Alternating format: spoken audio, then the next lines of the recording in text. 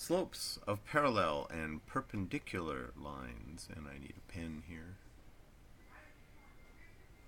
with the preferred thin line.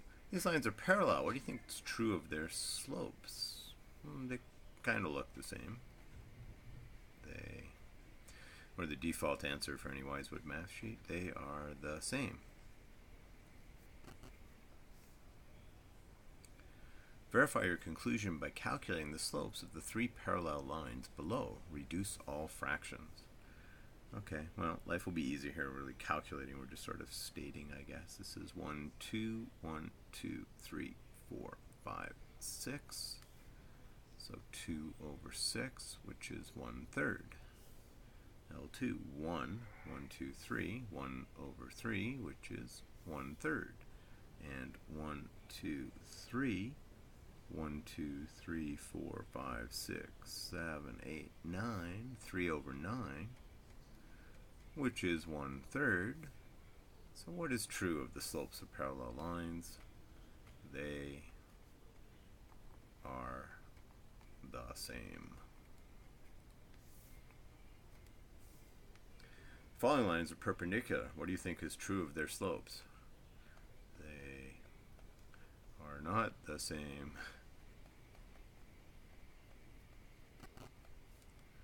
I would say that one is positive and one is not positive. One is negative.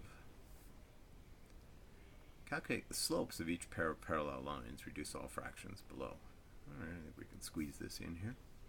L1, 1, 2, 3, 1, 2 is 3 over 2. L2, down, so this is minus 1, 2, 3, 4. 1, 2, 3, 4, 5, 6. So minus 4 over 6, which is negative 2/3. Slope of L1, 1, 2, 3, 4, 5, 6, 7, 8 over 2, which is 4 over 1. And I always like my slopes to be written as a rise over a run, so I'm going to leave that as 4 over 1. Down 1, 1, 2, 3, 4, so minus 1 over 4, or negative 1/4. What conclusion can be made about the slopes of perpendicular lines? Well, I don't know about you. I don't think you can make much, but I can tell you what it is. So if you look at these numbers, we have 3 over 2 and negative 2 over 3. We have negative 1 over 4, which is negative 1/4. So 1 is positive, 1 is negative, but if you look at it, we also have numbers that are reciprocals. 4 over 1, if you flip it over, is negative 1 over 4. 3 over 2, flipped over, is 2 over 3. So the slopes are negative reciprocals. So 1 is positive, 1 is negative. I mean, that's about the only thing I could have seen up top. But not only is 1 positive and 1 negative, but they're negative reciprocals. And what does that mean? It means if you multiply them together, you'll get negative 1, right? All the numbers cancel and you get negative 1. Same with 4 over 1 times negative 1 over 4, negative 1. So we have two things. The slopes are negative reciprocals. So if I give you one slope, you find the other one. You just flip it and change the sign. If the slope I gave you was negative 2/3, you would flip it and get 3 over 2 and change the sign to positive. Complete the following table. Slope of a given line. Well, if you're parallel, you're the same, 2/3. And if you're perpendicular, you are the negative reciprocal. Slope is negative 4/7. Parallel, also negative 4/7. Perpendicular, 7 over 4, and negative changes to positive. Slope, parallel, 2 over 1, negative 1 over 2. Negative 5 over 1, positive 1 over 5. So remember, we got to flip this. So first of all, write these as something over something, 2 over 1. 0, oh, now we got to think here. 0 is a horizontal line. Perpendicular to that will be a vertical line. So if you're parallel to a horizontal line, your slope is 0. If you're perpendicular, then you must be a vertical line, and your slope is undefined. And that allows us to fill this last one in. If the slope is undefined, all parallel lines are undefined, and a perpendicular line has a slope of 0. Draw the line passing through A, negative 4, 2. Okay, there's A. That is parallel to the line passing through B, negative 2, 1. So there's B, and C, 5, 4. There's C. So we have a line that passes through. Okay, remember, it's a line, not a line segment. So it needs arrows on the end, and it needs to keep going. And I want the line that is, draw a line past that is parallel to this line, so it needs the same slope. So let's just calculate the slope here, right? From B to C. 1, 2, 3, up 3, 1, 2, 3, 4, 5, 6, 7.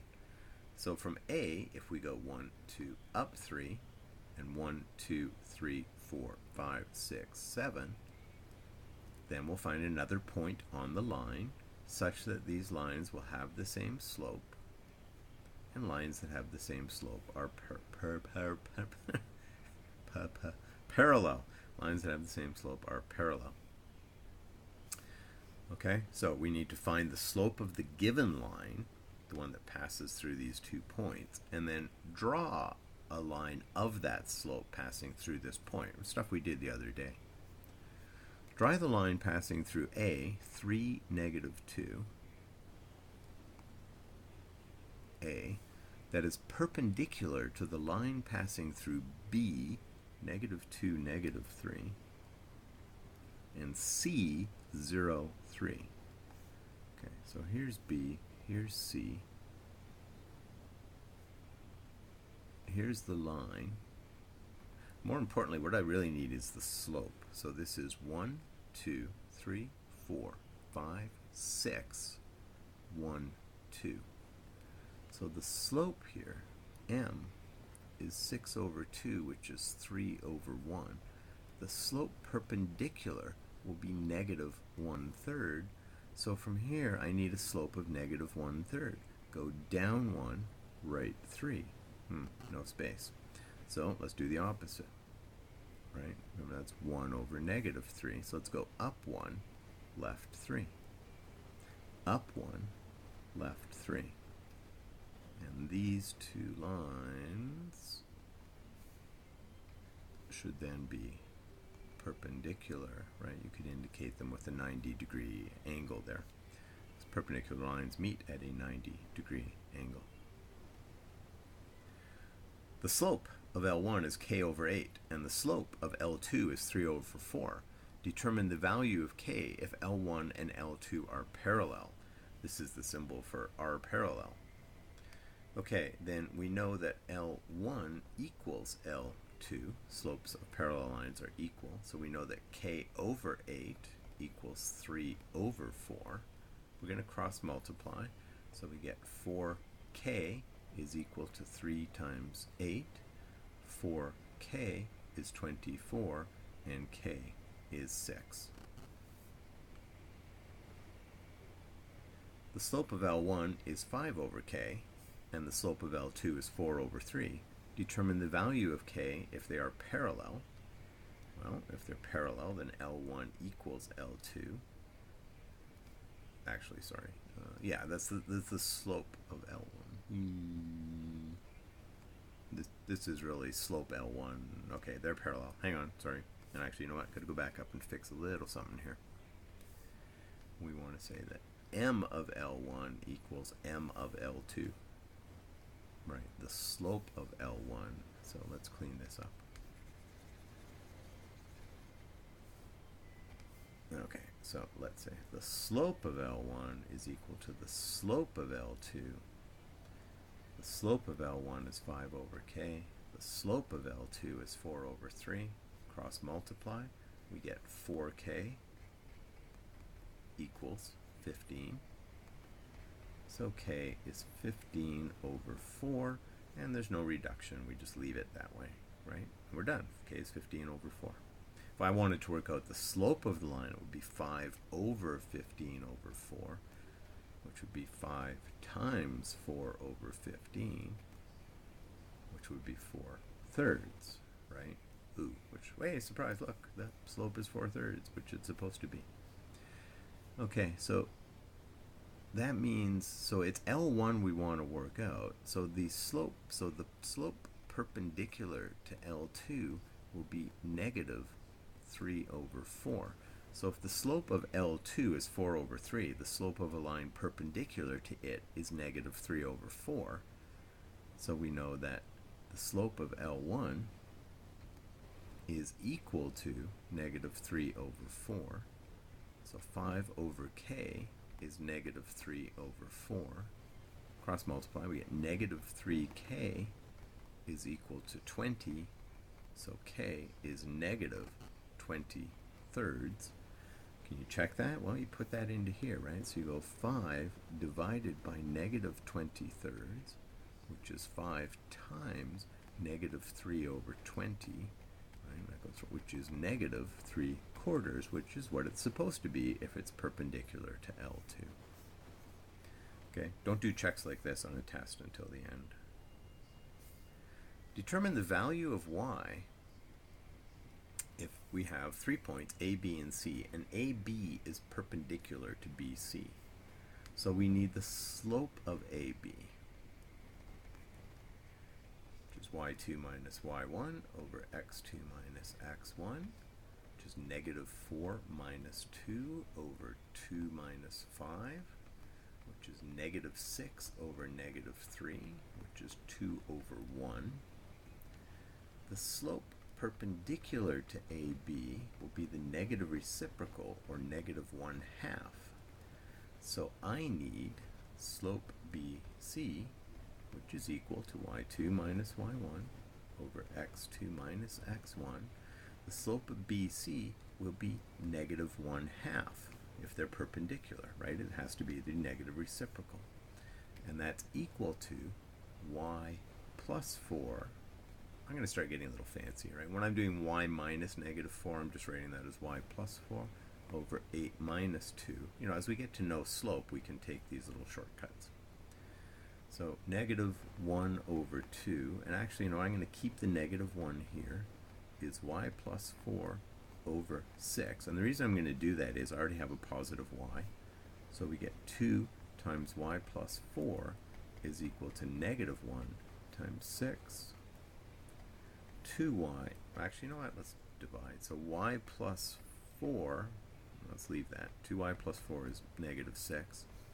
Let's go up here and try and clean that up. Y plus 4 is negative 3. Since that's even, I'll divide it by the 2. And so y is equal to, subtract 4, we get negative 7. Y is negative 7.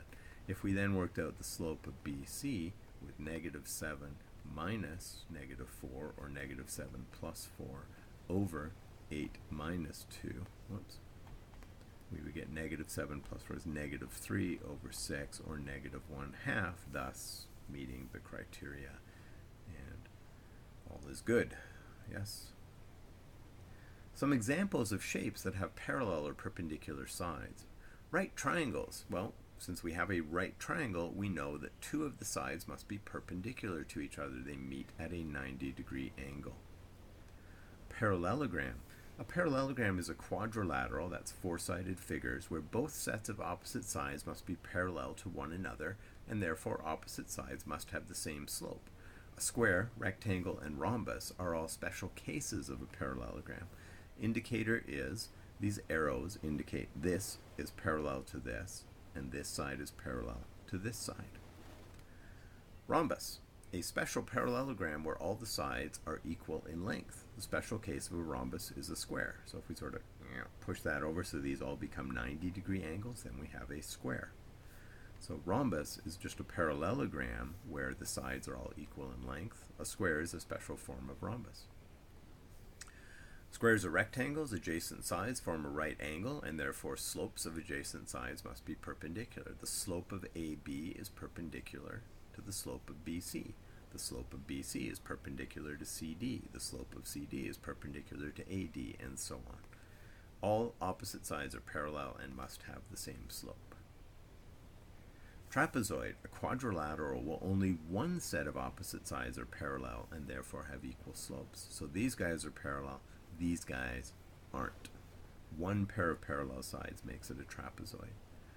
So we're going to use these properties of these figures, right, in order to solve some problems. So if a triangle has vertices located at PQR, then prove triangle PQR is a right triangle.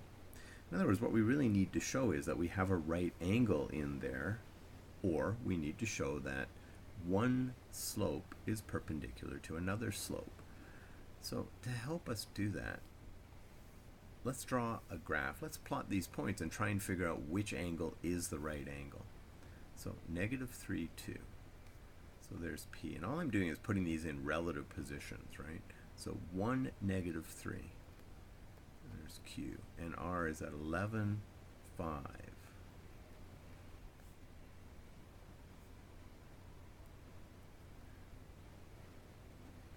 Okay, here. My speculation is that this is the right angle.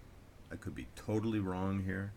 And, you know, if I am, then I need to check other pairs, right? But right now, if I say, let's work out the slope of PQ. Wait a sec, what's R? PQR. Let's work out the slope of PQ and let's work out the slope of QR. If they are negative reciprocals, then I know this is a right angle and I can state this is a right angle triangle since the points aren't collinear.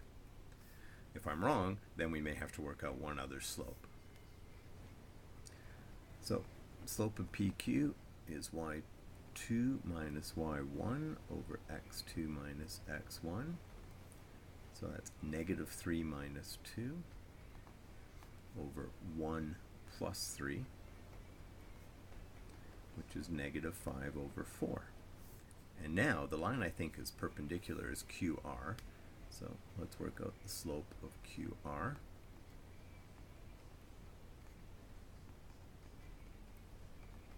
So we have 5 minus -3, which is 5 plus 3, over 11 minus 1. So that gives me 8 over 10, which reduces to 4 over 5. And lo and behold, these are negative reciprocals. Okay, so we say since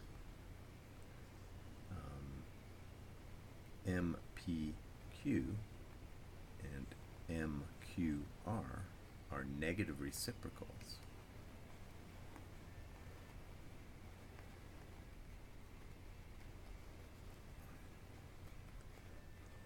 then PQ is perpendicular to QR and angle PQR is 90 degrees.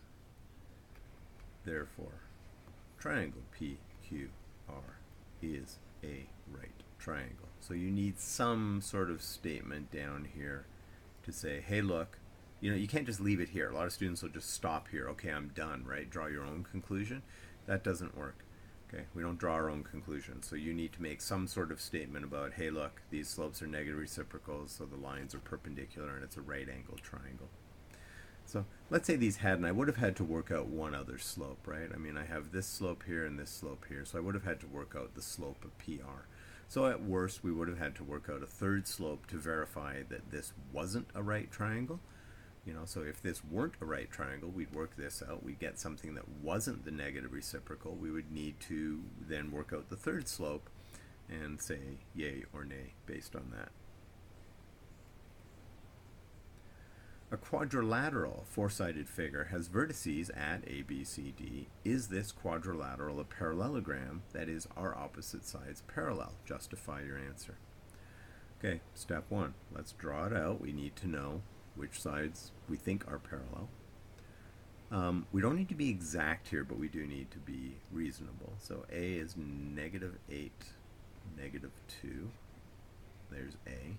B is at -5, so it's not going to be quite as far in 3, so there's B. C is at 2, 1, 2, 1, there's C. And D is at 5, 6. 5, 6. So that tells me, whoops, that we're looking at this shape. So is this a parallelogram? So we need the slope of AC, the slope of BD, the slope of AB, and the slope of CD, right? Basically we need all what we don't need is the slope of BC, and we don't need the slope of AD. Okay, so we're going to have to work out 4 slopes here, right? So let's start with AB and CD.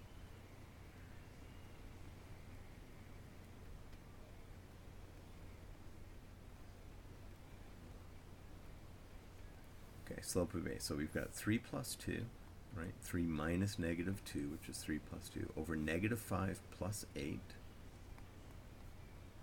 which is 5 over 3. Okay, so we want the slope of CD to be 5 over 3. Well, we don't want it to, but we want to see if it's a parallelogram. x2 minus x1. So the slope of CD, we got 6 minus 1 over 5 minus 2, which is 5 over 3. So AB and CD are parallel. So far. Okay, so now we got to work out AC, BD. So the slope of AC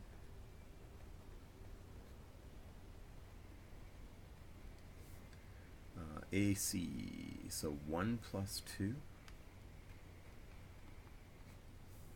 over 2 plus 8, right, y2 minus y1, so that's 3 over 10. Okay, what about the slope of BD?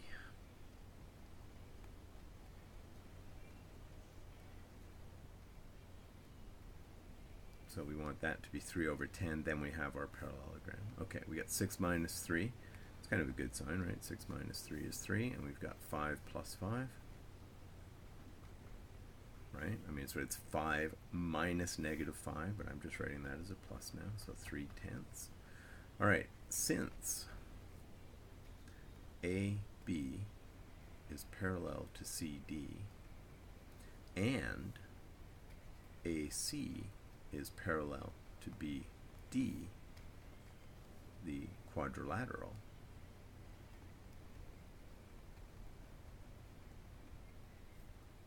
A, B, D, C. This is how we'd name it, right? A to B to D to C. It's a little like these maybe should have been reversed, but the quadrilateral ABDC is a parallelogram.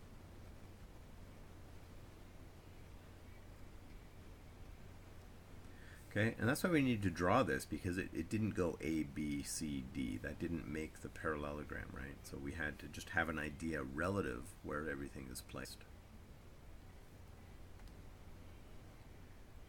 And that appears to be that. So we are done with slopes of parallel lines. We will be using them a lot, and you need to get some practice with that. So parallel and perpendicular lines, and time for some practice.